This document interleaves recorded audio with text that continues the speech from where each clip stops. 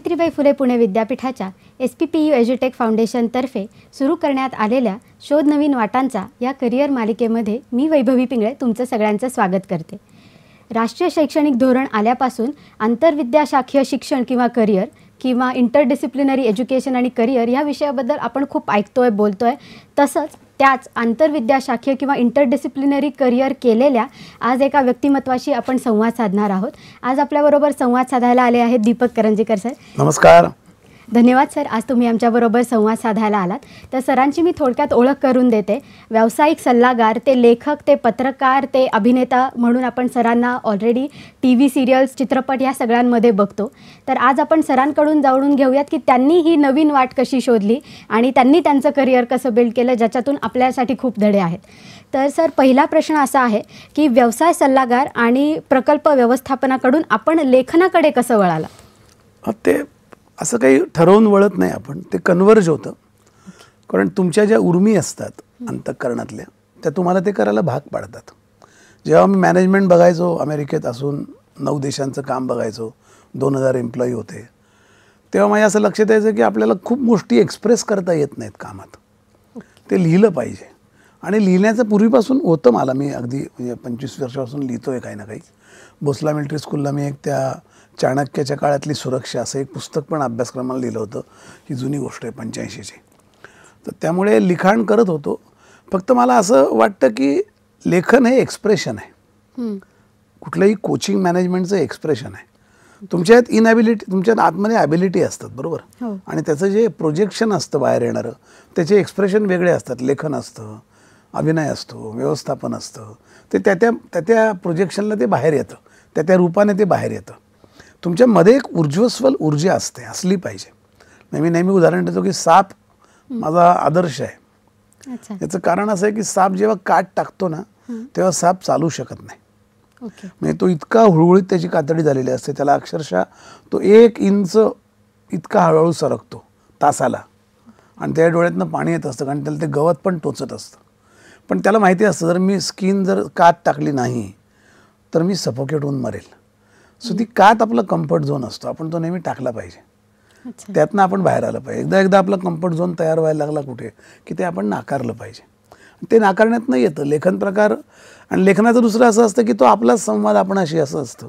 म्हणजे मला जे स्वतःशी बोलावं असं वाटतं ते मी लिहितो आणि मग ते लोकांशी नकळत बोललं जातं। लेखनामध्ये दुसरी गोष्ट अशी असते की तुम्ही एक काहीतरी मेसेज कम्युनिकेट करायचा प्रयत्न करतात आणि तो मेसेज तुम्हाला आधी पूर्ण पटायला लागतो ना, त्याशिवाय ते कन्व्हिन्स होत नाही। काय असतं, तुमचं जर कन्व्हिक्शन असेल, धारणा मजबूत असेल तर तुम्हाला कन्व्हिन्स करायला लागत नाही, मग ते कन्व्हे होतं। त्यामुळे लेखन हा प्रकार आहे तो कन्व्हेचा आहे। तुमच्या धारणा किती बळकट आहे याच्यावर आहे। काहीतरी लिहायचं, लोकांपर्यंत पोचत नाही, लोकांना पटणार नाही, असं काही करण्यापेक्षा त्याच्या एक धारणांच्या याच्याने लिहितो। आणि मला असं वाटतं मॅनेजमेंटचे कोर्सेस शिकवताना पण मला असं वाटायचं की मॅनेजमेंटची जी पुस्तकं लिहिली आहेत लोकांनी ती इतकी बुकिश आहे।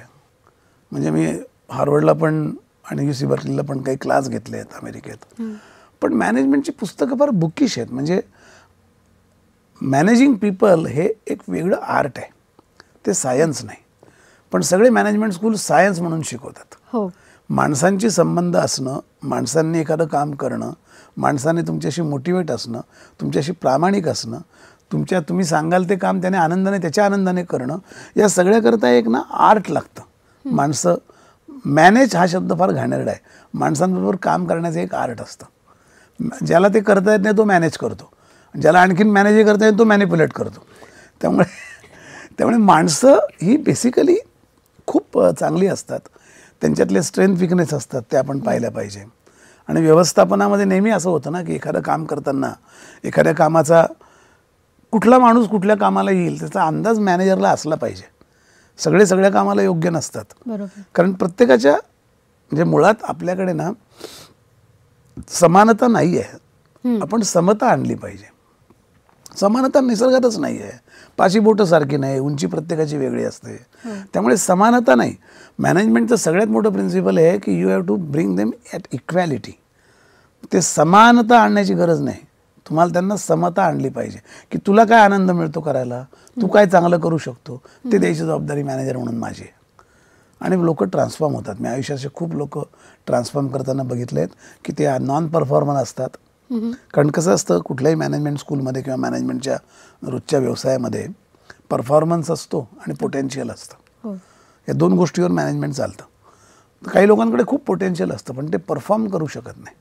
काही लोक परफॉर्मन्स करतात पण त्यांना पोटेन्शियल नसतं, त्यांना कंटेंट नसतो. तर आपल्याला ते कळलं पाहिजे कुठल्या कामाकरता कुठला माणूस, कुठल्या पोटेन्शियलचा माणूस लागेल, कुठल्या परफॉर्मन्सचा लागेल. काही वेळेला हिरोइझम पण होतो. एखादा माणूस खूप ग्रेट हिरोइझम करतो परफॉर्मन्स चांगला करून, बाकी त्यांना वाईटही वाटतं. पण आपल्याला ते कळून पटवून देता आलं पाहिजे लोकांना. So management is also managing म्हणजे being with people, understanding people. आणि लेखनाला आणखीन काय वेगळं असतं, तेच असतं ना, बिईंग विथ कॅरेक्टर्स. त्यामुळे तसं ते कन्व्हर्ज होतं. तर आता तुम्ही ज्या कन्व्हर्जनबद्दल बोललात किंवा प्रभावी व्यवस्थापनाबद्दल जे म्हणालात, तर त्याच्यासाठी कौशल्य कुठली लागतात आणि ती कशी विकसित करावी? कौशल्य लागतात, त्याच्या आधी मूल्य लागतात. ओके. स्किल हे पेरिफेरियल आहे, मूल्य हे कोर आहे. बरोबर. स्किल टिंबर आहे. तुम्ही कुठलंही स्किल केव्हाही शिकू शकतात. मूल्यव्यवस्था शिकायचे क्लास नसतात, प्रामाणिकपणाचा क्लास नसतो. ती तुमची मूल्यव्यवस्था असते. आणि तुमच्या मूल्यव्यवस्था जर घट्ट असतील तर स्किल स्काय लिमिट आहे. कुठलंही स्किल ॲक्वायर करता येतं. कारण स्किल असं आहे, सायकल चालवणं पण स्किल आहे, पोहणं पण स्किल आहे, एखादं कम्युनिकेशन करणं पण स्किल आहे. हे स्किल हे परिघावर असतं, कोर असते ती व्हर्च्यू. म्हणून कधी पण मला नेहमी असं वाटतं की स्किल ओरिएंटेशन करणं आवश्यक आहे. कारण वेगवेगळ्या कामाकरता वेगवेगळे लोक लागतात क्षमता सिद्ध करण्याकरता. पण त्यांचा ॲप्टिट्यूड असतो ना, तो महत्त्वाचा आहे. व्हर्च्यू महत्त्वाची, मूल्यव्यवस्था महत्त्वाची, की प्रामाणिकपणे काम करतील, हे एखादं चांगलं एथिकल काम करतील, ते काम होतील असं बघतील. आपल्याकडे नसेल स्किल तर स्किल शिकून करतील. मिशन म्हणून काम करणारी माणसांची मूल्यव्यवस्था फार तगडी असते. त्यांना फार स्किलची गरज लागत नाही. अर्थात मला हे मान्य आहे की बऱ्याच लोकांना तेवढं स्किलपुरतं काम असतं, तेवढं स्किलच शिकवायला लागतं. पण कौशल्याचा एक गोंधळ असा आहे, कौशल्य हे तुम्हाला एखाद्या याच्यात म्हणजे कौशल्यामुळे तुम्ही परिपूर्ण होतात. तुमच्याशिवाय कोणी करू शकत नाही. कौशल्याला हा एक मोठा इगो येतो की माझ्याशिवाय कोणी करू शकणार नाही. पण त्याला जर मूल्याची जोड असली तर मला समजू शकता, अरे नाही तूही करू शकशील. आपण हा जे कन्सिडरेशन असतं की नाही, मॅनेजमेंट, ती कंपनी, त्या कंपनीची मॅनेजमेंट, त्या लोकांची मॅनेजमेंट ही उत्कृष्ट असते जे एथिकली आणि ज्याला म्हणतो ना आपण मूल्यव्यवस्थेतनं कौशल्यांकडे बघतात. तर आता आपण थोडासा ह्या एथिकल किंवा मूल्यांचा भाग हा शिक्षण पद्धतीत रुजवण्याचा प्रयत्न, जशी शिक्षण पद्धती फॉर्मल करण्याचा प्रयत्न करतोय, पण ते कुठेतरी कमी पडतंय किंवा काहीतरी एक त्यातला एक पार्ट मिसिंग आहे किंवा काय, तुमचं काय मत आहे? त्यातला सगळ्यात मोठा पार्ट मिसिंग आहे ते मास्तर लोक. कॅटॅलिस्ट आहेत शिक्षक. या हृदयचं ते हृदय देणारा माणूस आहे. सिलेबसमधून कंटेंट घेऊन तो विद्यार्थ्यांना त्या ट्रेन करणारा माणूस आहे. त्याला सगळ्यात आपला आत्ता पार्ट असा मिसिंग आहे की शिक्षकांचं ओरिएंटेशन नाही आहे. म्हणजे ते त्यांना दोष देत नाही आहे, त्यांना ॲडमिनिस्ट्रेटिव्ह कामं आहे, त्यांना इतकी बाकीची कामं लोड आहे. आणि त्यामुळे त्यांचं ओरिएंटेशन कुठे मला कुठल्याच युनिव्हर्सिटीत दिसलं नाही की शिक्षकांचा एक क्लास आहे, बाबा तुम्ही काय विषय शिकवतात, मॅथमॅटिक्स, तुम्ही काय शिकवतात, सायन्स. बरं त्याचं काय, सायन्सचा होलिस्टिक अप्रोच काय आहे, त्याचं तुम्हाला काय एक्सपोजर आहे, तुम्हाला नॉलेज घेण्याकरता काय तुमच्याकरता सोय आहे, तुमचं नॉलेज एनरिच करण्याकरता काय व्यवस्था आहे, तुम्ही स्वतः देतात ते तुम्हाला मनापासून दिल्यासारखं वाटतं का? आणि मुलं हे असतात ना, ते डायरेक्ट बाय प्रॉडक्ट आहे टीचिंग ॲबिलिटीचं. टीचिंग ॲबिलिटी वीक असेल तर मुलं बाय प्रॉडक्ट घाणेरडं होतं. म्हणजे आडात नाही तर पोऱ्यात कुठे येणार असं म्हणतात, ते आडात पाहिजे. आणि मला असं वाटतं आपल्या नवीन एज्युकेशन पॉलिसीमध्ये जर शिक्षकांचं ओरिएंटेशन आपण करत गेलो ना तर खूप फरक पडेल. कारण बघा तुम्ही, पूर्वीसुद्धा सगळ्या गावांमध्ये आपल्या एकत्र कुटुंब पद्धती ते शिक्षणच होतं ना. घरातला प्रत्येक मोठा माणूस लहान मुलाचा शिक्षक होता एका अर्थाने. आता कुटुंब पण आपली सुटी झाली. शाळेतल्या पण शिक्षकांना काही फारशी माहिती नसते. म्हणजे त्यांना कितपत त्यांचं ते ज्ञान आहे, त्या शिक्षकांची भरती, ते सगळे इतके आपण त्या सगळ्याचं इतकं म्हणजे घाणेरडेपणा करून ठेवला आहे सगळ्यामध्ये की त्यांना संस्था चालकांनी बाकी कामाला लावणं, इलेक्शनच्या कामाला. अरे तुम्ही जो समाज घडवतो त्या माणसाला इलेक्शनच्या कामाला लावतात कसं काय तुम्ही संस्थेच्या? हा गुन्हा आहे. तुम्ही तो माणूस तुम्ही शिकवायला आणलाय ना, ज्याच्याकडून ज्ञानदान करायचं त्या माणसाला तुम्ही बेडबिगारी करून टाकलंय. कशी काय मुलांची क्वालिटी वाढेल? नाही वाढणार. काही किती कोर्सेस येऊ द्या, शिक्षकांना जो फ्रीडम लागतो ना, एखाद्या शिकवणाऱ्या माणसाला फ्री फॉल लागतो. म्हणजे मला शिकवायचा एखादा विषय, तर मला थोडं चिंतन करता आलं पाहिजे. हा काय विषय मी शिकवणार आहे, हा कसा पोचू शकेल, याची आणखीन काय, याच्याकरता मला वेळ पाहिजे. त्याला वेळच नाही आहे बाकीच्या कामांना. हा, मग तो त्याला काही त्याला कुठल्याही फालतू कामात लावतात. हे कायद्याने बंद केलं पाहिजे. शिक्षकांनी फक्त शिक्षणाचं ज्ञानदानाचं काम करावं. त्यांचं वारंवार त्यांना घासण्याची व्यवस्था असावी, त्यांना अपडेट करण्याची व्यवस्था असावी. कुठल्याही युनिव्हर्सिटीमध्ये हा प्रोग्राम नाही आहेत. असतील तर काय टिकमार्क कोर्सेस, त्याला काय अर्थ आहे? त्याला काय अर्थ नाही. काय टिकमार्क कोर्सेस असतील की एकदा हे शिकून घ्या, ते शिकून घ्या. म्हणजे मला तर कधी कधी असं वाटतं, साऱ्या कविता शिकवणारा शिक्षक, त्याला काय कविता कळते हो? त्याने काय कविता वाचल्या आहे? त्याचं काय त्याचा असेसमेंट कुठे करण्याची काही पद्धत आहे का? त्याला कुठले कवी माहिती आहेत? म्हणजे त्याचा काय अभ्यास आहे? आणि त्याला तो अभ्यास करण्याकरता काय स्वातंत्र्य आहे, काय वेळ आहे? तुम्ही बघा, ज्या ज्या शाळांमधले शिक्षक स्वतः कष्ट घेऊन शिकवतात. एक शिक्षक शाळा आहेत काही खेड्यांमध्ये, मी फार ठिकाणी फिरतो. अगदी एकच शिक्षक 4-5 इयत्ता शिकवतो, 5वी पासून 9वी पर्यंत. पण तो इतका डेडिकेटेडली शिकवतो की ती मुलं एकदम वेगळी असतात. एक चोपड्याजवळ शाळा आहे. काय ते शिक्षक आहेत, त्यांना इतक्या मी त्यांच्याकडे व्याख्यानाला लागलो, त्यांनी मला विचारलं, सर टॉलस्टॉय आणि डोस्टोव्स्कीमध्ये फरक काय हो? चोपडा म्हणजे दोन्ही लेखक हे मला मान्य आहे. डोस्टोव्स्कीचं असं दोघं समकालीन आहेत. म्हटलं हो.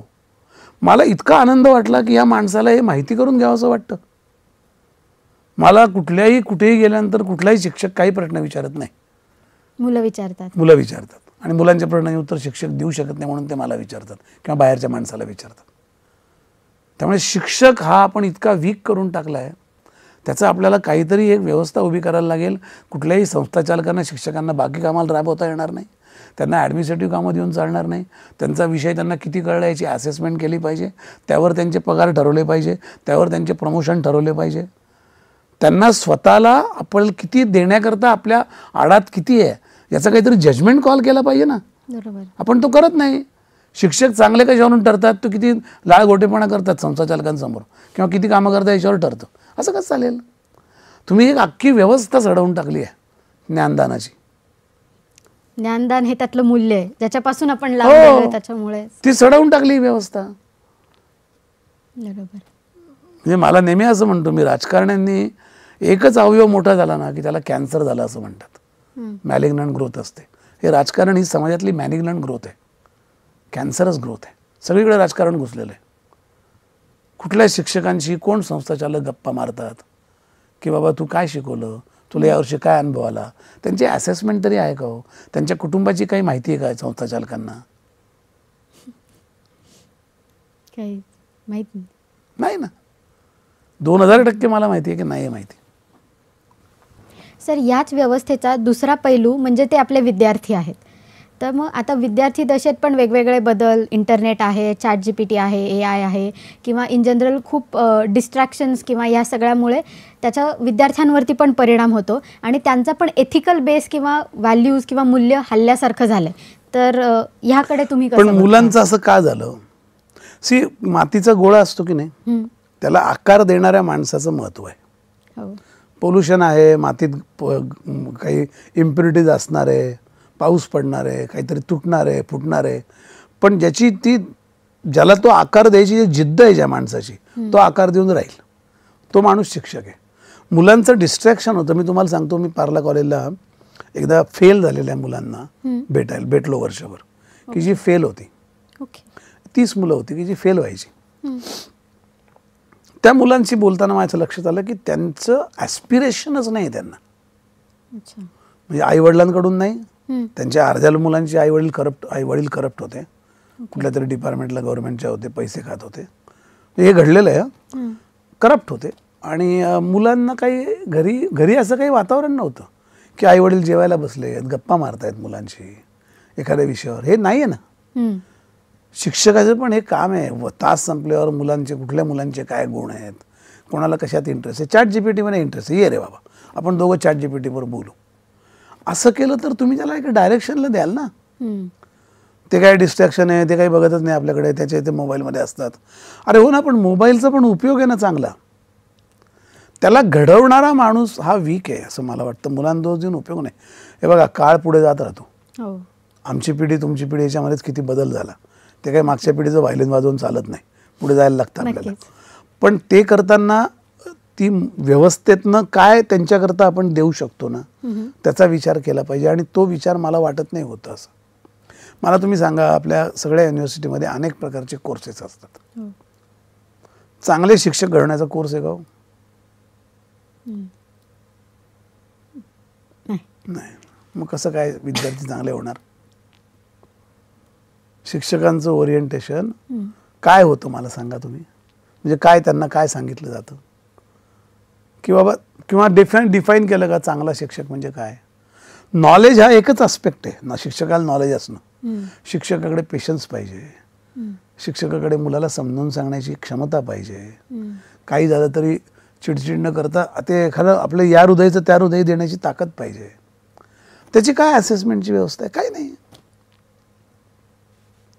आणि त्यामुळे विद्यार्थ्यांना दोष तर मी कधीच देणार नाही. कारण विद्यार्थ्यांचं असं आहे, तो गोळा आहे मातीचा. तुम्ही जर वातावरण तुम्ही उदास असाल, त्याच्याकडे लक्ष दिलं नाही, तर त्याचे मार्ग शोधणार तो. आणि आता तर असं आहे, माहितीचं जमाना आहे. माहिती म्हणजे ज्ञान नाही. त्यामुळे खोटी माहिती येत राहते, डंप होत राहते तुमच्यावर सगळ्या गोष्टी. तुम्हाला त्याचं खरं खोटं माहिती ते ज्ञान, हा प्रवास कोणी करायचा? हे बोट कोणी धरायचं त्या प्रवासात? शिक्षकांनी धरलं पाहिजे ना, की बाबा ही माहिती आहे, हे ज्ञान आहे. ते शिक्षकाला ज्ञान पाहिजे ना. शिक्षक जर माहितीला ज्ञान म्हणत असेल तर तो कसं काय समजावून सांगेल पोराला? त्यामुळे मला ना याचं फार मनापासून वाटतं की आपण पुढची 10 वर्ष नवीन एज्युकेशन पॉलिसीमध्ये शिक्षकांच्या क्षमतेवर काम केलं पाहिजे. खरंच सांगतो. आणि त्यांना बरोबर घेऊन केलं पाहिजे. त्यांना दोष देऊन करता कामा नाही. त्यांचे बाकी सगळे फालतू कामं बाजूला केले पाहिजे. त्यांना फक्त त्याचं काम करू दिलं पाहिजे. तुम्ही ठेवा स्टाफ, तुम्ही बाकीचं काय करा त्यांना काय सांगता, त्यांना त्याचं काम करू द्या ना. आणि ते केलं नाही तर आपली पुढची पिढी आणखीन कुठल्या कुठे जाईल. म्हणजे हे काहीच कंट्रोल राहणार नाही. म्हणजे जो माणूस, घरातले जर वडीलच घरात लक्ष देत नसतील तर घराची वाताहत होणार ना. सगळ्या शिक्षण तंत्राची वाताहत त्यामुळे झाली आहे. म्हणजे अजूनही मला असं आठवतं, मी नेहमी असं ऑब्झर्व करतो, मी कुठे जनरली बोलायची वेळ येत नाही. आत्ता जे लोक 60ला आहेत त्यांना त्यांच्या शिक्षकांबद्दल विचारलं की ते तासनतास सांगत बसतात की आमचे एक सर होते, मग ते रात्री यायचे, रात्री 10 वाजता विचारायचे हे काय झालं का, हे सुटलं की नाही, परत बोलवून घ्यायचे.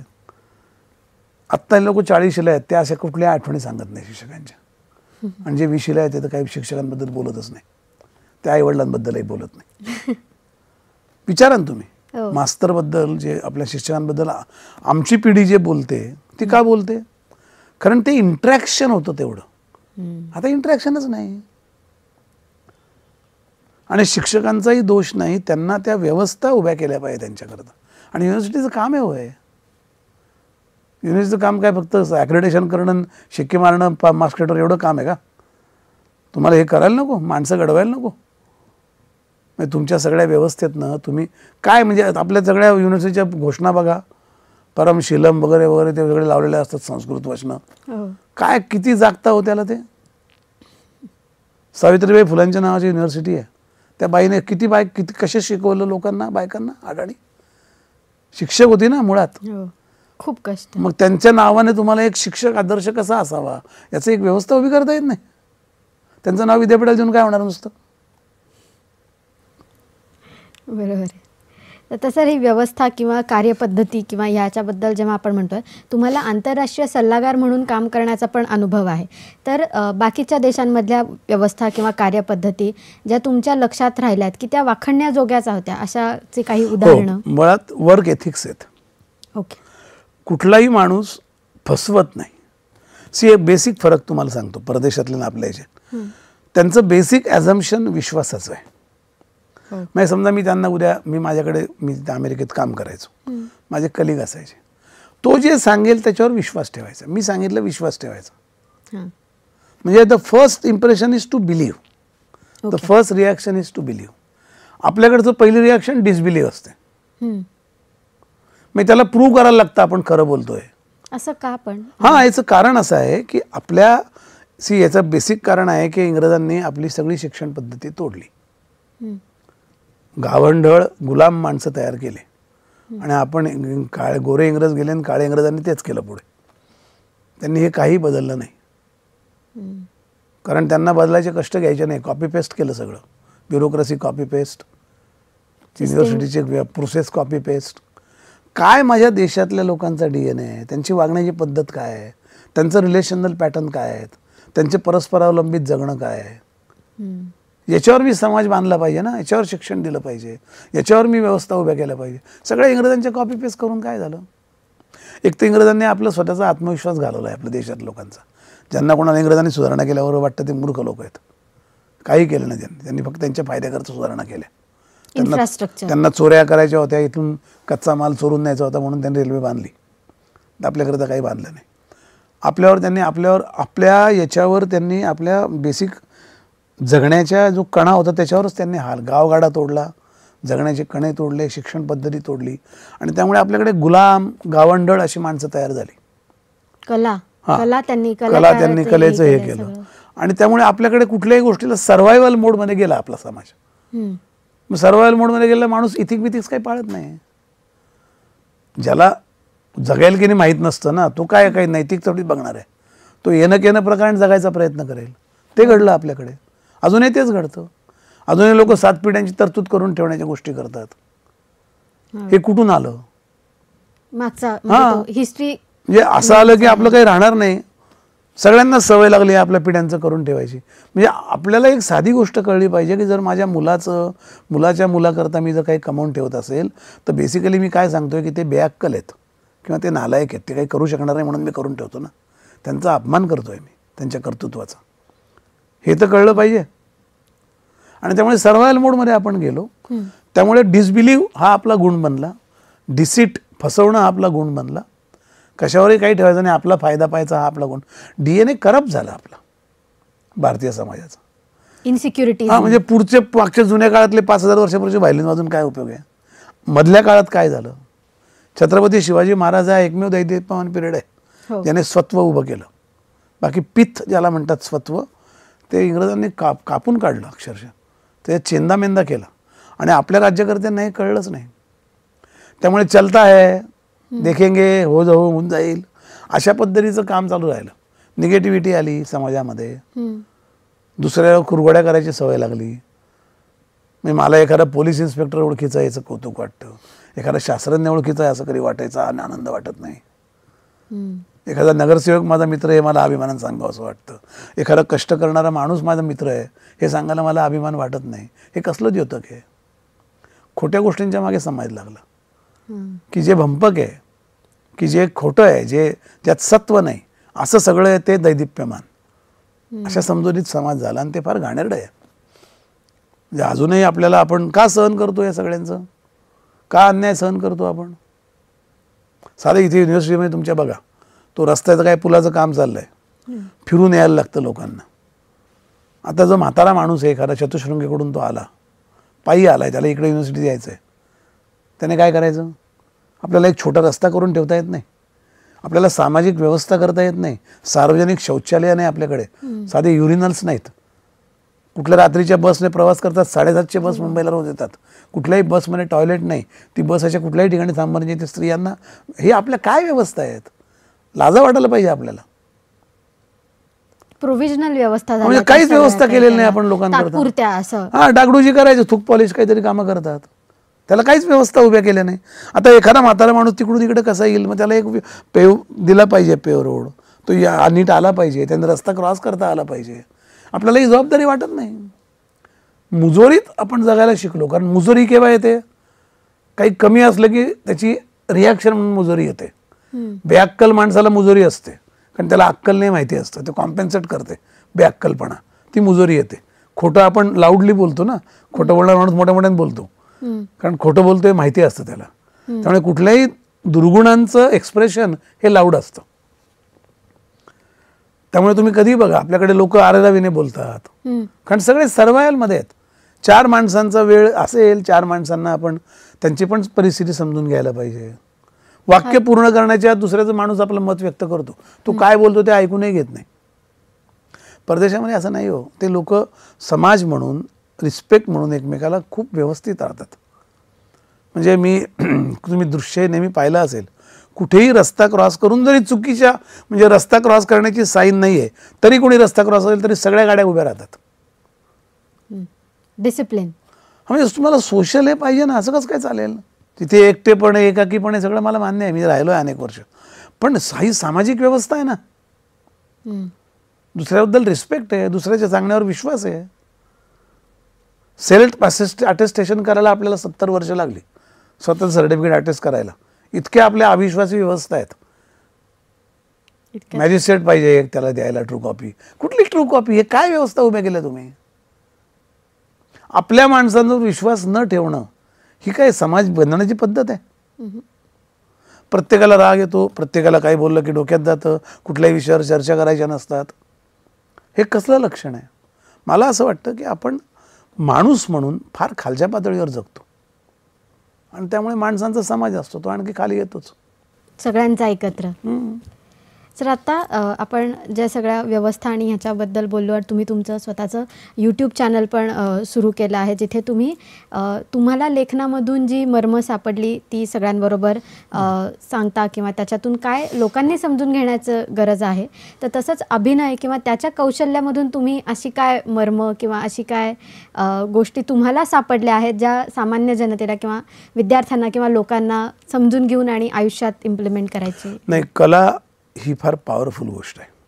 Art is a essence of life. तुम्ही मटेरियलिस्टिकली कितीही मोठे असा, तुम्ही मेटाफिजिकली कितीही ताकदवान असा, तुम्हाला जर आर्ट नसेल तर तुमचं माणूस म्हणून तुमचा एक मेंदूचा भागच विकसित झालेला नाही असा त्याचा अर्थ आहे. अच्छा. आर्ट हे नॅचरल इन्ग्रेडियंट आहे माणसाच्या स्ट्रक्चरचं. माणूस म्हणून म्हणजे कलेचा आविष्कार सगळेच काही तोफ आर्टिस्ट नसतात ना, पण कलेबद्दलची संवेदना असणं सुद्धा कलाकाराचं लक्षण आहे. मला एखादी गोष्ट कुतूहल जिवंत राहणं हे कलेचं पहिलं लक्षण आहे. कुतूहलाने जगणं, कुतूहल जिवंत ठेवून जगणं हे मला वाटतं कले. अभिनयाचं काय, अभिनय हा त्याचा एक एक्सप्रेशन आहे. अभिनयातनं आपण काय करतो, आपण न्यूअन्सेस काढतो ना, वेगवेगळ्या प्रकारचे जगण्याचे विभ्रम असतात, ते विभ्रम आपण शोधतो आणि ते लोकांपर्यंत ट्रान्समिट करतो. त्यामुळे तिथे कलेला जर ज्याला महत्त्व आहे, आणि कला हे तुम्हाला काही ना काही वाद्य वाजवता आलं पाहिजे, तुम्हाला गाणं समजलं पाहिजे, म्हणता आलं तर उत्तमच आहे, तुम्हाला अभिनय आला पाहिजे, तुम्हाला नृत्य आलं, हे सगळं जगण्याचं कलेचं अत्यंत आवश्यक आहे. आणि कला नसेल तर म्हणजे त्यात सृजन नसेल तर उपयोग नाही हो, मग मेकॅनिकल होतो आपण. आणि मला असं वाटतं की कुठल्याही शाळेतलं, तर हल्ली काय झालं मला माहीत नाही, पण पूर्वी शाळेत एक म्हणजे कलेचा तास असायचा. आता आहे की नाही मला माहीत नाही शाळांमध्ये कलेचा काय शिकवतात, चित्रकला शिल्पकला काय मला माहीत नाही. पण मला नेहमी असं वाटतं की रिक्रिएशन सेंटर केले पाहिजेत युनिव्हर्सिटीने सगळ्या शाळांमध्ये. विद्यार्थ्यांची ॲप्टिट्यूड घेतली पाहिजे, यातली कुठली कला याला जमू शकते त्याचं रँकिंग केलं पाहिजे आणि त्यांना हवं ते एन्व्हायरमेंट दिलं पाहिजे. भारतामध्ये 40-45 कोटी आर्टिस्ट असू शकतात, म्हणजे 0 दर्जापासून भारतरत्नपर्यंत स्तर वेगवेगळा असेल, पण मुळात या भारताच्या भूमीमध्ये कलावंत हा त्याचा एक इन्ग्रेडियंट हा फिक्स आहे. आपण तो विसरून चाललो आहे. आणि त्यामुळे कला ही गुन्हेगारीला व्यस्त प्रमाणात असते. एखाद्या शहरातली जर कला आटली ना ते शहर बकाल होत जातं. त्यामुळे कला सक्त एखादा समाज असणं म्हणजे गुन्हेगारीपासून दूर जाणं. स्पेनमध्ये मी एकदा एक सेग्वे नावाची काउंटी आहे, तिकडे आम्ही गेलो होतो. त्या स्पेनचा जो नॅशनल देश म्हणजे क्राईम रेट आहे तो 84% आहे आणि फुटबॉल प्रेमी 90% आहेत. त्या सेग्वे काउंटीचा क्राईम रेट 16% होता. तर काय एवढा कमी असा जेव्हा मी तपास केला तर तेव्हा असं युनायटेड नेशन्सच्या एका स्टडी सर्कलकडून मी गेलो होतो. तर तेव्हा त्यांनी सांगितलं की इथे शाळेमध्ये 1ली ते 8वी एक परफॉर्मिंग आर्टचा सब्जेक्ट कंपल्सरी आहे. त्याच्यामुळे ते अभिव्यक्त होतात. त्यामुळे त्या गावाला बकालपणा नाही, गुन्हेगारी कमी आहे.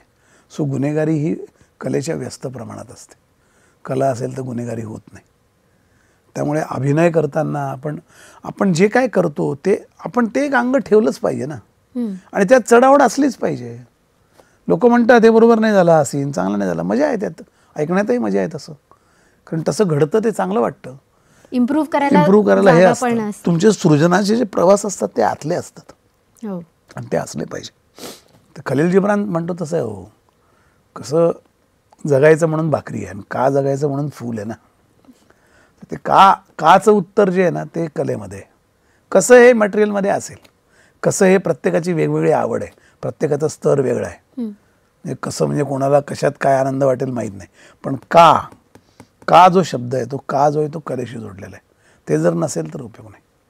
सर, आता कलेबद्दलच आपण म्हणतोय, तुम्ही लेखकही आहात आणि अभिनयही आहात. दोन्हीही अभिव्यक्त करण्यासाठीच्या भारतामध्ये मेजरली वापरल्या जाणाऱ्या कला आहेत. तर दोन्हीमध्ये काही फरक आहे आणि काही साम्य आहे का? दोन्ही साधारण नाही, एक्सप्रेशन दोन्ही आहेत. एक लिखाण आहे, लिखाणाचा जरा परिप्रेक्ष्य म्हणजे ज्याला कॉन्टेक्स्ट म्हणतात तो मोठा आहे. म्हणजे आपण मोठा कॅनव्हास कव्हर करू शकतो. अभिनयात तुम्ही जो रोल करतात तेवढाच रोल तुम्हाला करायला लागतो, तुम्ही सगळे रोल नाही करू शकत. त्यामुळे अभिनय हा तसं नॅरो आणि डीप एक्सप्रेशन आहे कलेचं. लेखन हे शॅलो आणि ब्रॉड एक्सप्रेशन आहे. ओके, असं मला वाटतं. ओके. लेखन करताना अनेक गोष्टींचा विचार करायला लागतो, अनेक गोष्टी गृहीत धरायला लागतात, अनेक गोष्टी समजून घ्यायला लागतात, कारण त्यात अनेक कॅरेक्टर येतात. आणि लेखनाचं मुळात कसं आहे, लेखन हा सोर्स आहे, अभिनय हा रिसोर्स आहे. म्हणजे स्त्रोत लेखन आहे, हे सगळे सेकंडरी आहेत, हे रिसोर्सेस आहेत, हे सोर्स नाहीत. अभिनय, नृत्य हे रिसोर्सेस आहेत. लेखन हा सोर्स आहे, स्त्रोत येतो, तिथे सुरुवात होते. सर, मग तुमचं जे नावाजलेलं पुस्तक आहे घातसूत्र, त्याचा स्रोत काय आहे किंवा त्याची प्रेरणा तुम्हाला कुठून तेच की मिळाली? मी जे काम करत होतो अमेरिकेत तेव्हा पाहिलं, 9/11 झालं तेव्हा मी अमेरिकेत होतो. हे असं का जगात घडतं? मी खरं तर आधी एक पुस्तक लिहिलं आहे, त्याचं नाव आहे आजच्या विश्वाचे अर्थ. जगातले जे अर्थतेचे 40 इश्यू आहेत, त्याच्यामध्ये ग्लोबल इश्यूज आहेत, त्या 40 इश्यूंचं पुस्तक आहे. ते का निर्माण झाले, म्हणजे कसे इश्यू आहेत, तर साखरेने पहिला गुलाम तयार केला. नंतर तुम्ही आज जेवढी जगात दारू आणि सिगारेट याचं जेवढं उत्पन्न आहेत, त्यात 1.5 अब्ज मुलांचं शिक्षण होऊ शकतं, त्यात जो खर्च होतो त्याच्यामध्ये. 1 किलो चिकन तयार करण्यामध्ये 10 किलो गहू होऊ शकतं, इतकं पाणी लागतं. तर हे सगळे जे इश्यू आहेत की कमोडिटायझेशन ऑफ लाईफ झालंय, आयुष्याचं वस्तूकरण झालंय, त्याच्यावर मी ते इश्यू सगळीकडे जायचो, ते इश्यूवर ते पुस्तक लिहिलं. त्याचे जे रिझन आहे ते काही लोकांनी जग ओलीस ठेवलं हे आहे. तर घातसूत्र हे त्याचा शोध आहे की हे इश्यू का तयार झाले, तर ही माणसं त्याला जबाबदार आहेत आणि यांनी हे तयार केले, यांनी माणसाची कमोडिटी केली, व्यवस्था, यांनी अशी व्यवस्था उभी केली यात माणसांना फारशी किंमत राहणार आहे, त्यांची वस्तू होईल. आणि ते सूत्रधार जे आहेत, ते जे किंगपिन्स आहेत, ते जे सगळे मॅलिस काम करणारी माणसं आहेत, त्यांच्यावरचं घातसूत्र आहे. त्यामुळे घातसूत्र मांडताना मला मी खूप तेवढं ते स्फोटक पुस्तक आहे. तर ते इंग्लिशमध्ये आल्यावर मला थ्रेट सुरू झाले आहेत त्याचे. मराठीत काय एवढं थ्रेट नाही, कारण मराठीत कोणाला काही माहीत नव्हतं आणि ते अमेरिकेचं असल्यामुळे मराठी लोकांना काही फरक पडत नाही. पण इंग्रजीमध्ये आल्यावर मला अमेरिकेतनं फोन, इकडून तिकडून फोन यायला लागले, कारण अनेक गुप्तहेर संघटना, अनेक मॅलिस लोक हे काय उद्योग करतात. मग त्यातले प्रकरणं खूप स्फोटक आहेत. म्हणजे हिटलरने एका अमेरिकन कंपनीला घेऊन होलोकॉस्ट घडवलं, त्यातले सगळे एक एक विषय तुम्ही पुस्तकातले गेले तर ते फार स्फोटक आहेत. आणि ते काही कॉन्स्पिरसी थिअरी नाही आहे, ते फॅक्ट आहे. एखाद्याला कॉन्स्पिरसी थिअरी म्हणणं म्हणजे आपण मुद्दामून ते ज्ञान ढकलणं, अज्ञानाकडे जाणं असायचा अर्थ होतो. हे शोधून काढलेलं पुस्तक आहे, शोधग्रंथ आहे तो, ते समोर तर आणलंच पाहिजे. मला एका माणसाने विचारलं तुम्ही का लिहिलं, मी म्हटलं व कदाचित माझ्या आईवडिलांनी मला जे लहानपण दिलं ते माझ्या मुलांना मी देऊ शकलो नाही, तो समाज देऊ शकलो नाही, याचा गिल्ट आहे, म्हणून लिहिलं असेल की का सगळं सडलं, त्याची कारणं शोधली पाहिजे. आणि त्याच्यातून पुढे काय केलं पाहिजे. मातसूत्र पण आता येणार आहे 27ला, की याच्यावरची मात कशी करायची या घातावर, ते पण येणार आहे. पण ते केलं पाहिजे, आपलं काम आहे लेखक म्हणून. तर ह्याच्याशीच पुढचा कनेक्टेड प्रश्न आहे की सतत बदलत राहतंय जग आपलं, मग ते टेक्नॉलॉजीमुळे असू दे किंवा अजून बाकीच्या कुठलाही ह्यानी असू दे, ज्याचा डायरेक्ट इम्पॅक्ट किंवा इफेक्ट हा शिक्षण, नोकरी किंवा आपल्या घरातल्या गोष्टी, व्यवसायांवरती होतो. तर मग हा बदल ह्या बदलाकडे कसं बघायचं आणि ते बदल सारखे अकोमोडेट किंवा ॲक्सेप्ट करत कसं, म्हणजे पुढे कसं. Change is the constant thing, हे लक्षात ठेवा. बदल हे सातत्यपूर्ण असतात. टेक्नॉलॉजी काय, कुठल्याही पेरिफेरीवरचे बदल हे घडत राहणार आणि त्यामुळे आपल्याला आपल्या मूल्यव्यवस्थेला धरून या बदलांकडे पाहायला शिकलं पाहिजे सकारात्मक पद्धतीने. त्याचा मानवी मूल्यांकरता काय उपयोग होतो याचा उपयोग करायला शिकलं पाहिजे. कारण तंत्रज्ञान असताना ते नीतिनिरपेक्ष असतं, तंत्रज्ञानाला नीती नसते, ते नीती शिवायचं असतं. म्हणजे काड्याची पेटीने घर जाळायचं का भात शिजवायचं हे काड्याची पेटी ठरवू शकत नाही, वापरणारा त्याच्याकरता त्यामुळे आत्मभान देणारं जे आहे ते माणसाचं मूल्य आहे. तंत्रज्ञान किती कुठे जाऊ द्या, आत्मभान ज्याला आहे त्याला तंत्रज्ञान कसं मोठीत ठेवायचं हे माहिती आहे. त्यामुळे माहिती तर करून घेतलीच पाहिजे बदलांची. कारण नाही तर जे लोक माहिती करून घेतील ते मॅलिस असतील तुम्ही नष्ट व्हाल. तुम्हाला AI कळलंच पाहिजे काय ते. आणि काही नसतं. मी तुम्हाला खरंच सांगतो, कुठलंही ज्ञान हे सिम्पल असतं, आपण ते कॉम्प्लिकेट करत जातो. AI काही फार मोठी गोष्ट नाही आहे. आपल्या मेंदूचं रिप्लिकेशन आहे. हां, म्हणजे रिप्लिकेशन पण नाही, ते करू शकणार रिप्लिकेशन. आपल्या 784 आपल्या भावना आहेत, आपलं 784 एक्सप्रेशन्स आहेत, 22 भावनांचे. याचं परमिटेशन कॉम्बिनेशन AI करू शकत नाही, करू शकणार नाही. प्रश्न कुठे येतो की तुम्हाला ते कसं वापरता आलं पाहिजे, कसले, आणि त्यांचा वापरण्याचा जो हेतू आहे ना, हेतूवर ठरतं सगळं. पर्पज हा मॅलिस नको, तो घाणेरडा नको. आणि त्याच्याकरता यावर वॉच पाहिजे. तंत्रज्ञान घेतलंच पाहिजे, शिकलंच पाहिजे. ते नाकारून चालणार नाही, कारण ते पुढे वाढणारच पुढे. मी तुम्हाला माझा एक अनुभव सांगतो. मालेगाव नावाचं गाव आहे, जिथे मी एकदा AI वर बोलायला गेलो होतो.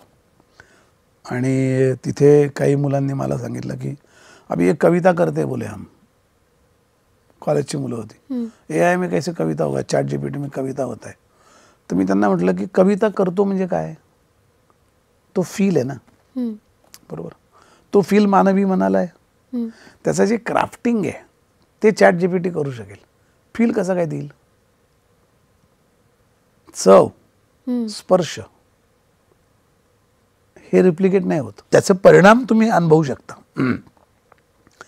त्यामुळे जे मानवी, ज्याला काय म्हणतो आपण, म्हणजे इंटेलिजन्स नाही म्हणता येणार, पण मानवी शहाणपणाशी जोडलेलं जे आहे ते तसंच राहणार. ते ChatGPT कधी आणू शकणार नाही. कविता लिहिताना एखाद्या प्रियकराला प्रेयसीबद्दल वाटणाऱ्या ज्या भावना आहेत त्या भावना मानवी आहेत. तो शब्द देऊ शकेल ChatGPT तुम्हाला, वेगवेगळे मेटाफर्स देऊ शकेल, उपमा देऊ शकेल. भावनेचं काय? त्यामुळे सोर्स आपल्याकडे, लक्षात ठेवा. त्यामुळे ते ॲक्सेप्ट केलं पाहिजे, ते शिकलं पाहिजे आणि त्यातला फरक लोकांना समजून सांगितलं पाहिजे. आम्ही त्या दिवशी मालेगाव त्या क्लासमध्ये एक कविता केली. मी त्यांना एक सिच्युएशन सांगितली, याच्यावर कविता करा तुम्ही, आणि आता ChatGPT टाका बरं ही सिच्युएशन काय कविता येते. त्या पोरांनी 10 लोकांनी केलेली कविता प्रत्येकाने, आणि ChatGPTला मध्ये बेसिक फरक होता. ती ड्राय होती. ते मला म्हटले सर यही, म्हटलं यही है, तुम जो सोचोगे वो ChatGPT नहीं सोच सकता. तो तुम्हारी सोच वो ह्यूमन है, ह्यूमन व्हॅल्यू आहे. सोच म्हणजे तुमचं जे विचार करण्याची ताकद आणि पद्धत आहे ती मानवी मूल्य आहे. त्याचं रिप्लिकेशन आहे ना, ते होऊ शकतं. म्हणजे तेच काम नसेल करायचं, त्याला एक आपण नोकर ठेवतो ना की फडकं मार रोज, तसं ते जे रिपिटेटेड कामं आहेत, जे त्याला प्रोग्रामॅटिक इंटेलिजन्सवर टाकता येईल, अशी कामं ChatGPT AI करू शकेल. विचार कसा करेल? नाही करू शकणार. आत्ता आपण बोलतोय, समजा हा इंटरव्ह्यू ChatGPTवर तुम्ही AI ने घेतला, तुम्ही प्रश्न विचारले की तो त्या प्रश्नांचं रिॲक्शन तयार करेल. आत्ता बोलताना माझा स्वर खालीवर होतोय, मला संताप येतोय, मला कुठेतरी त्रास होतोय, मला कुठेतरी तीव्रतेने असं वाटतंय, हे देऊ शकणार नाही AI. तो उत्तर देईल परफेक्ट, त्या मिनिट सेकंदामध्ये देईल. कम्युनिकेट काय करतो आपण? सबकॉन्शियस करतो का कॉन्शियसला करतो? सबकॉन्शियसला करतो. प्रेम भावना कुठे येते? सबकॉन्शियसला. कॉन्शियसला प्रेमाचे एक्सप्रेशन येतात. आपल्याला हा फरक कळला पाहिजे. सबकॉन्शियसवर AI काम नाही करू शकत, कारण मला कुठल्याही क्षणी काही विचार मनात यायचं स्वातंत्र्य आहे, आणि ते मी वापरतो, आणि ते कोणीच कंट्रोल करू शकत. आणि ते माझं आहे. ते चूक बरोबर काळ ठरवेल, पण मी मला जे वाटतं ते बोलू शकतो. तर ते जे देणं आहे ना, ते जे मानवी मूल्यांशी निगडीत आहे, ते ChatGPT AI नाही करू शकणार. हे आपल्याला कळलं, पण AI शिकलं पाहिजे, रिपिटेटिव्ह कामं केली पाहिजे. जी रिपिटेटिव्ह कामं करताना माणसांचे श्रम निष्कारण वाया जातात. समजा आता आपण Googleवर गेलो, एखादी गोष्ट सर्च केली. आता ही जर पूर्वी सर्च करायची झाली असती तर किती गोष्टी पुस्तकं उघडून बसायला लागलं असतं. तर तो ते अल्गोरिदम तयार करतो AI. ते अल्गोरिदम तयार करतो, आपल्या सर्चचे तो पॅटर्न ठरवतो. म्हणजे आपण कुठल्याही जाताना, या गावातून त्या गावाला जाताना नकाशा टाकतो ना GPS ला, ते तिथे स्टोअर होत जातं त्याच्यामध्ये. पुढच्या वेळेला दुसऱ्या कोण टाकलेलं असतो ते रूट सजेस्ट करतो, कारण तो आपण क्रिएट केलेला. So we create data, we create algorithm, it just follows that. Sir आता शेवटच्या प्रश्नाकडे येऊयात. तुम्ही आंतरविद्याशाखीय करिअर केलेलं आहे, तर अशा आपल्या आंतरविद्याशाखीय करिअर करू पाहणाऱ्या विद्यार्थ्यांसाठी तुमचा मोलाचा सल्ला काय? मी खरं सांगू का विद्यार्थ्यांना, तुम्ही आडवं जगायला शिका, उभं जगू नका. म्हणजे एकच याच्यात मास्तरी आणि बाकी काही न कळणं याचा काही उपयोग नाही. You have to grow horizontally. तुम्ही अनेक गोष्टी करू शकता. तुम्ही एका वेळेला अनेक शाखांचा अनेक याचा अभ्यास करू शकता आणि तो तुम्ही केला पाहिजे. एकच एक काहीतरी करायचं इंजिनियर आणि त्याला बाकी काहीच कळत नाही, याचा काही उपयोग नाही. त्यामुळे व्हर्टिकल जगू नका. त्यांना सांगितलं पाहिजे तुम्ही हॉरिझॉन्टल जगा. एक त्यात कलेचा विषय असलाच पाहिजे. आणि त्यांनी आपल्याला हे बघा कसं असतं, वयाच्या 35व्या वर्षापर्यंत आणि पुढे सुद्धा, पण 35व्या वर्षापर्यंत नक्की, कारण सेल्स रिजनरेट होत असतात सारख्या. त्यामुळे अनेक विषय आपण हाताळले पाहिजे, अनेक भाषा आपल्याला बोलता आल्या पाहिजे, अनेक गोष्टी आपल्याला माहीत पाहिजे. तो स्पंज कोरडा ठेवला पाहिजे, म्हणजे शोषून घेता येतं. तो स्पंज हळूहळू संपृक्त होत जातो वय जातं तसं. आणि दुसरा इगो तयार होतो की मला माहिती आहे, मला माहिती आहे, मी ऐकलं आहे. त्यामुळे 50 नंतरच्या लोकांचा काही उपयोग नसतो. त्यांना काही सांगितलं कळतच नाही, कारण त्यांना ते ऐकायची सवय राहत नाही. सगळंच मला माहिती आहे असं वाटतं. आय नो, आपण काही बोलायच्या आधीच आय नो म्हणणार कितीतर लोक असतात. मी ते 2दा त्याला काल माणसाला तर फार मोठा माणूस त्याला म्हणतो, तर पण मी काही बोललोच नाही, तू आय नो काय म्हणतोय, आय नो म्हटलं, मी काहीच बोललो नाही. म्हणजे ते इतके घाईत असतात. आणि मुलांनी स्पंज कोरडा ठेवावा आणि खूप वेगळ्या गोष्टी कराव्या. हे बघा, मुलं त्या मोबाईलच्या रील्सच्या या सगळ्यातनं बाहेर केव्हा येतील माहिती आहे का, जर त्यांना इतर गोष्टी करायच्या शक्यता राहिल्या तर. असं म्युझिक असतं की नाही, ते पॉसिबिलिटीजचं गेम आहे. Music has enormous possibilities. तसं आयुष्य हे पॉसिबिलिटीचा गेम आहे. तुम्ही सगळ्या पॉसिबिलिटी शक्यता जिवंत ठेवल्या पाहिजे आणि त्या जिवंत ठेवण्यासारखं वातावरण आपण ठेवलं पाहिजे.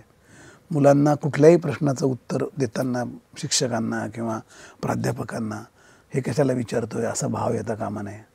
आणि मुलांनी हॉरिझॉन्टलच जगलं पाहिजे. त्यांना म्हणजे समजा सायन्सचा मुलगा असेल, त्याला मेडिकल कळत असेल, त्याला फिजिक्स पण कळलंच पाहिजे, त्याला केमिस्ट्री कळलंच पाहिजे, त्याला बायोलॉजीतला इंटरेस्ट पाहिजे. आणि हे इंटरेस्ट तुमचे डेव्हलप करता येतात. अनेक गोष्टी करणारी कितीतरी माणसं असतात. एकाच चारीतून वाहत राहण्यापेक्षा अनेक ठिकाणच्या गोष्टींचं थोडं थोडं अचीव करणं, आपण त्याला म्हणतो ना होलिस्टिक जगणं होतं.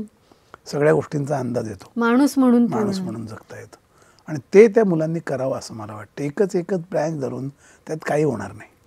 बरं, there is nobody at top. मी तुम्हाला सांगतो, तुम्ही काही कमवलं तर तुमच्या एक ग्रेट माणूस आहेच. आणि there is only one room at the top. त्यामुळे मुलांनी खूप गोष्टी कराव्या, खूप गोष्टी माहिती करून घ्याव्या, खूप गोष्टी माहिती करून देण्याचं वातावरण असावं, व्यवस्था असावी. आता नवीन NEPमध्ये आपल्या हे सगळ्याला महत्त्व आहे. तुम्ही काही शिकू शकता, दिलं पाहिजे ते. आता कॉलेजच्या लायब्ररीने पण आकार बदलले पाहिजे, त्यांच्या व्यवस्था बदलल्या पाहिजे, सगळ्या गोष्टीचं सगळं उपलब्ध पाहिजे, ते सांगणारी माणसं पाहिजे. म्हणजे कॉलेजचे लायब्ररीतले लायब्ररियन पण एक काळ शिक्षक होते. हो, आता लायब्ररियन पिऊनच्या लेवलचं पुस्तक काढून आणण्यापेक्षा काहीच काम करत नाहीत. ही काय व्यवस्था उभी केली आपण?